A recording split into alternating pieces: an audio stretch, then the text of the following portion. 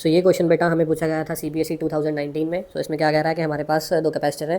Case number 1 में क्या है कि हमारे पास इस कैपेसिटर में K डाइलेक्ट्रिक फिल किया हुआ है पूरा, एंड दूसरे कैपेसिटर में हमारे पास हाफ डिस्टेंस पर K1 और हाफ डिस्टेंस पर K2 फिल किया हुआ है।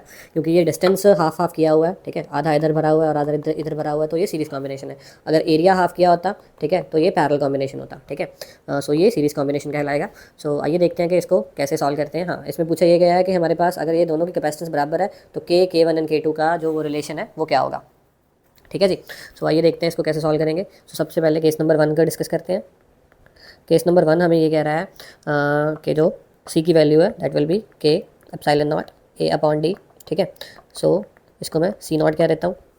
सो उसके बाद K0 आ जाएगा केस नंबर 2, इसको मैं इक्वेशन नंबर 1 कह दूँ।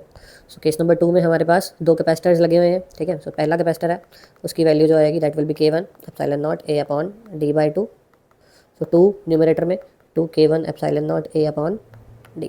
सो बेटा ये बन गया 2K1 C0।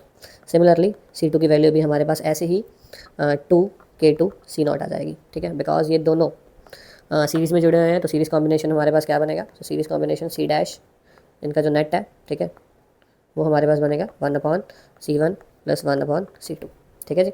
सो C1 है जो हमारे पास that will be 2K1 C0 plus 1/2K2 C0।